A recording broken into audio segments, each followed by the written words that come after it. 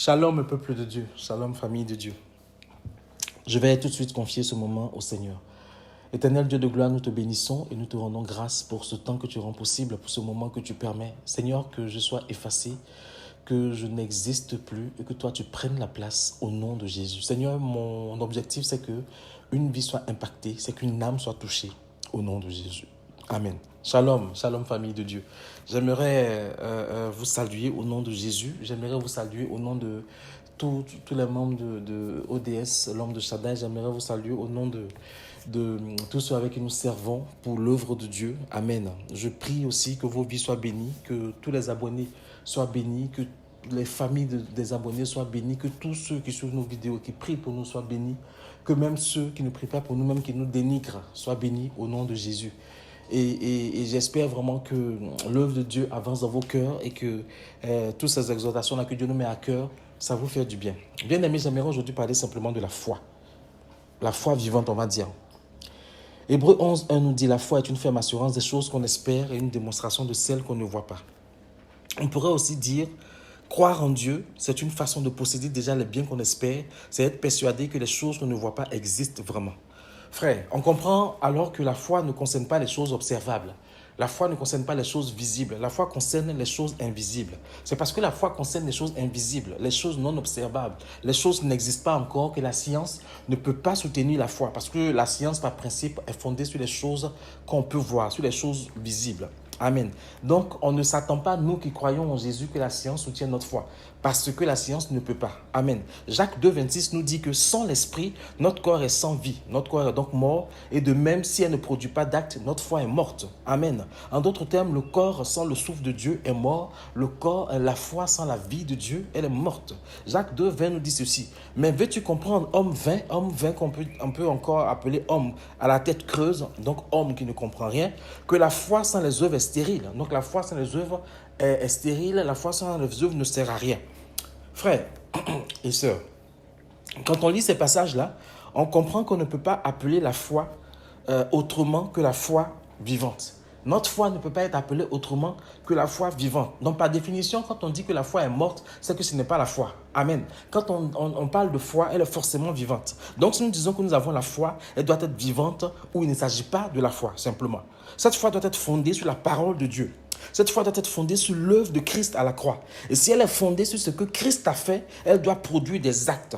Et le premier des actes que cette foi-là doit produire, amen, c'est l'assurance de notre salut. C'est qu'elle doit nous permettre d'avoir l'assurance de notre salut. Si ta foi ne te permet pas d'avoir l'assurance de ton salut, c'est qu'on a un souci. Amen.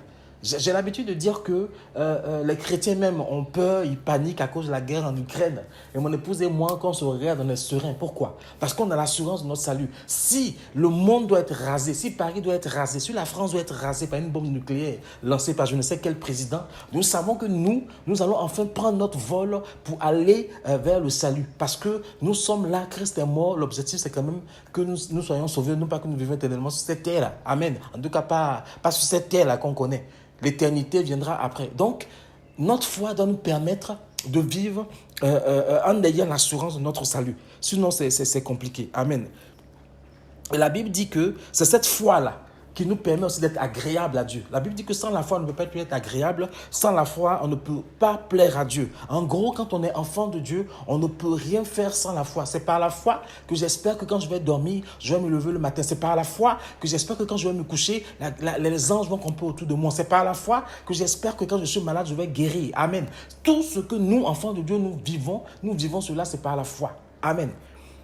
Et ne pas avoir la foi, c'est douter. Et douter, c'est ne pas faire confiance à Dieu. Amen. Ça a été le cas de Noé. Prenons le cas de Noé. Noé, à qui Dieu demande de construire une arche. Alors qu'il n'y a rien qui permette que l'arche soit utile. Mais Noé a fondé son acte sur ce que Dieu a dit. Et il s'est dit que si Dieu l'a dit, c'est que l'arche là sera utile. Et la Bible dit qu'il a bien fait de le faire puisqu'il a été sauvé lui et sa famille. Amen. Ça a été le cas d'Abraham. Abraham a quitté sa contrée. Abraham est parti il était dans une région, quand on lit bien la Bible, la région où il était riche. Abraham devait être d'une famille importante. Abraham devait être dans un confort matériel. Il n'avait pas besoin de partir ailleurs, mais il lui manquait un enfant. Et il s'est fondé sur la parole que Dieu lui a donnée et il a marché pour aller vers la destinée que Dieu a pour lui, pour avoir un enfant. La foi d'Abraham était une foi vivante parce que c'est la vie dans cette foi-là qui lui permettait de croire en ce que Dieu a dit. Et la Bible dit que cela lui a été imputé à justice. Non seulement il a eu la descendance que Dieu voulait, mais aujourd'hui on parle de lui comme étant le père de la foi. Amen, amen. On parle aussi d'Abel. Abel, qui a été agréé de Dieu parce qu'il avait la foi quand il offrait ce sacrifice-là. Amen, amen. Et même Lot, on va dire qu'il a été sauvé par l'intercession d'Abraham, mais Lot aussi a eu la foi. Il a eu la foi en ces deux personnes étrangères qui ne connaissaient pas, qui lui ont dit, va chercher tes filles, leur conjoint, mais leur conjoint n'a pas voulu suivre, va les chercher parce que nous allons vous sortir, parce que Dieu a décidé de détruire cette ville. Amen. Et Lot a cru. Et l'autre est parti. Il a cru parce qu'il connaissait la foi de son tonton. Il connaissait la foi d'Abraham. Il savait que Abraham l'a pris avec lui parce que Dieu l'a appelé. Et il était quelque part convaincu que si ces deux-là sont venus, c'est parce que Dieu veut le sauver, parce que Abraham a cru. Bien aimé, la foi vivante que tu manifestes peut être l'occasion pour plusieurs autour de toi d'être sauvés. Ta famille peut être sauvée. Tes amis peuvent être sauvés. Je veux te dire quelque chose. Quand tu crois en Dieu, quand tu as la foi, même les amis que tu fréquentes là sont couverts, on va dire, par la foi que tu as. À cause de ta foi, Dieu va les garder et à cause de ta foi, Dieu va se révéler à eux. La foi vivante que nous manifestons est source de salut pour plusieurs d'entre nous. Il faut que nous comprenions cela, bien aimés. On ne peut pas manifester la foi vivante si notre vie chrétienne est une succession de rites et de traditions religieuses, culturelles et familiales. Et malheureusement, c'est ce qui se passe dans la vie de beaucoup de chrétiens. Notre vie est rythmée par des rites, par des successions de ceci et de cela, et on n'a pas cette foi vivante-là. Et cette foi vivante-là, elle est manifestée aussi parce que nous sommes en relation avec Dieu. C'est Dieu qui la nourrit de sa vie, c'est Dieu qui la nourrit de sa force. Et plus nous sommes en relation avec Dieu, plus nous croyons que ce qu'il a dit, il va l'accomplir pour nous. Amen. On ne peut pas manifester la foi vivante si notre vie chrétienne est juste une vie sociale et amicale sans relation véritable avec le Saint-Esprit, comme je viens de le dire. Notre vie ne peut pas être que pour les plaisirs de ce monde. Notre vie ne peut pas être que pour les choses de ce monde que Dieu peut nous donner. Si c'est comme ça qu'est notre vie, c'est qu'on ne manifeste pas la foi vivante. Notre foi ne peut pas être vivante si notre vie chrétienne est une vie de conformité au train de ce monde. Je ne veux même pas rentrer dans ce détail-là. Amen. Regarde ta vie, regarde ta manière de vivre. Quelle est la conformité que tu as par rapport au monde? Est-ce que ta conformité, c'est par rapport à ce que Dieu te dit ou c'est par rapport à la mode de ce monde? Malheureusement, beaucoup de chrétiens sont fashion victimes. Je ne parle même pas des serviteurs de Dieu. Amen, amen. Que Dieu nous garde. C'est en vivant une relation intense et intime avec le Saint-Esprit que nous pourrons manifester une foi vivante. C'est l'action de l'Esprit de Dieu qui permet d'avoir une foi vivante. Sans l'action de l'Esprit de Dieu en nous, notre foi ne peut pas être vivante. En fait, notre foi n'existe simplement pas. Amen, amen.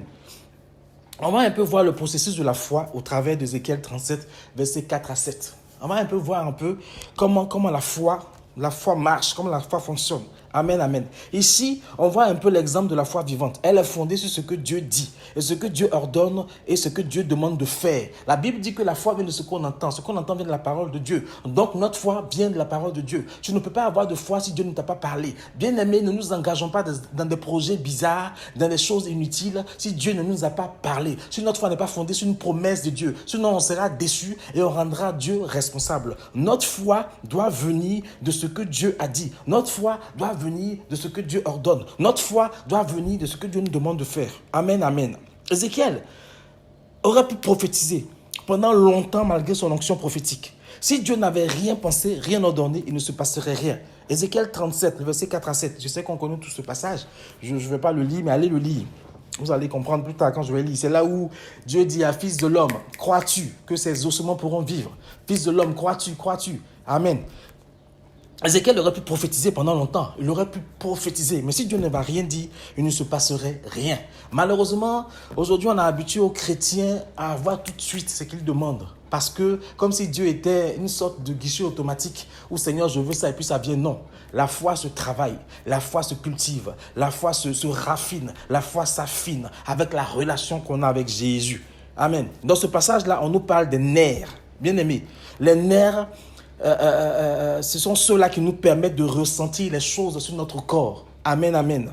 Les nerfs représentent ici la naissance de la sensibilité spirituelle, la sensibilité à la voix de Dieu, à l'Esprit de Dieu. Et c'est l'Esprit de Dieu qui peut nous convaincre de péché, de justice et de jugement selon Jean 16. C'est pour cela que quand on lit le truc d'Ézéchiel là, on voit les nerfs qui commencent. Les nerfs, c'est ce qui permet à nous de sentir. Et spirituellement, quand on est, c'est ce qui se passe aussi. La sensibilité spirituelle, la sensibilité à la voix de Dieu. Il ne peut pas avoir de foi si on n'est pas sensible à la voix de Dieu. La voix de Dieu, ça vient de la parole de Dieu. La voix de Dieu vient de la voix de l'Esprit qui nous parle dans notre cœur. Et la voix de Dieu vient de nos frères et sœurs aussi, par qui Dieu peut nous parler. Amen, amen. On ne peut pas manifester une foi vivante si le péché demeure dans notre vie et si nous ne sommes pas sensibles à ce que Dieu nous dit. Le péché va t'empêcher d'être sensible à la voix de Dieu. Le péché va t'empêcher d'être sensible à ce que Dieu te demande. Le péché va t'empêcher de voir ce que Dieu attend précisément. La foi n'est pas compatible avec le péché. Amen, amen. Ah, que le Seigneur nous aide. Que le Seigneur nous aide. On voit ensuite la chair et les muscles. On voit la chair et les muscles qui représentent la force propre à la foi naissante. Amen, amen. Cette foi qui nous permettra de renoncer définitivement au péché afin que la vie de Dieu puisse nous remplir pour nous permettre de manifester la foi vivante. Amen. Donc la chair et les muscles ici représentent la force. Et cette force-là, c'est la foi qui nous la donne. Quand on a la foi, on a la force. Quand on a la foi, on a la force, et c'est cette force-là qui nous permet d'affronter les difficultés de la vie en comptant sur Dieu. Et cette foi va nous permettre de renoncer définitivement au péché. Pourquoi? Parce qu'on sait que le péché en nous va nous empêcher d'atteindre l'objectif de Dieu. Ah Seigneur Jésus, aide-nous, aide-nous. Après, on a la peau.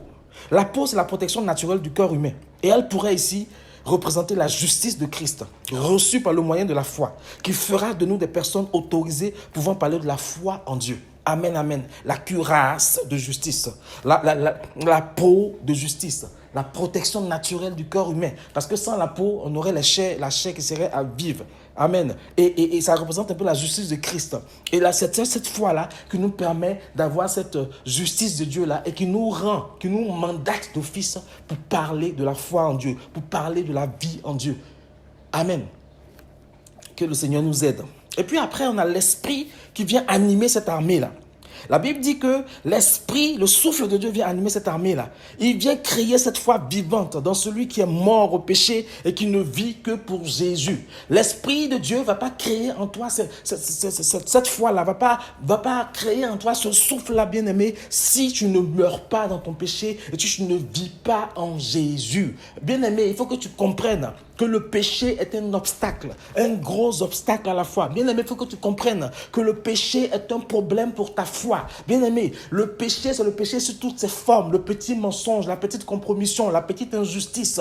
Tout ça là, c'est les choses qui vont empêcher l'Esprit de Dieu de se manifester dans ta vie afin que ta foi soit vivante. On n'est pas parfait, mais la Bible dit quand même de tenter de tendre la perfection par l'Esprit de Dieu. Et quand on tombe dans le péché, quand on vient demander pardon parce que Dieu est fidèle et juste pour nous pardonner, quand nous venons nous repentir. Amen, amen.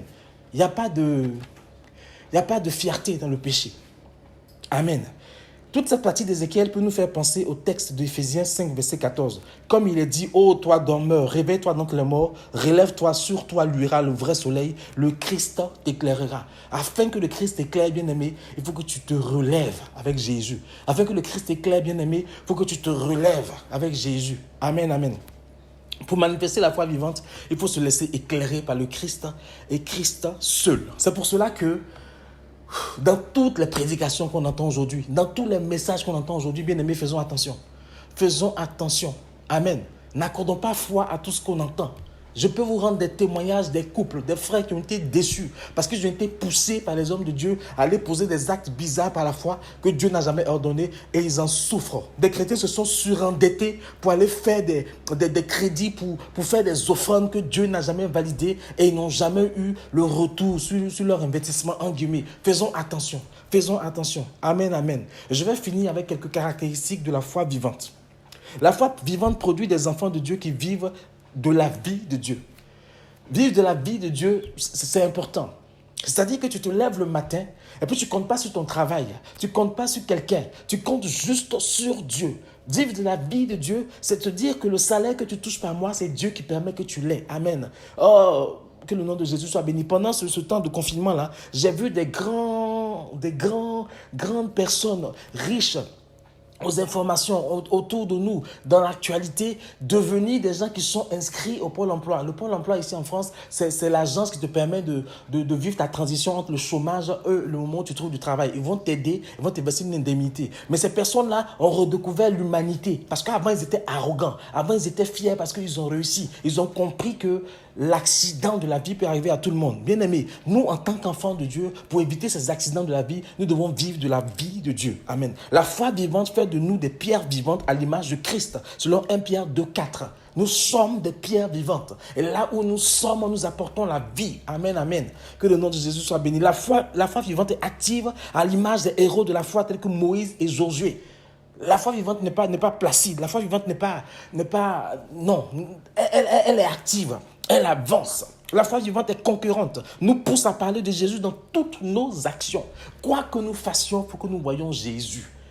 Si on te dit, toi aussi, tu es chrétien, c'est que ta manière de vivre a choqué et que ta manière de vivre ne reflète pas la vie de Dieu. Amen, amen. La foi vivante est concurrente et nous pousse à parler de Jésus dans toutes nos actions. La foi vivante transforme, comme on l'a vu plus haut. Elle transforme.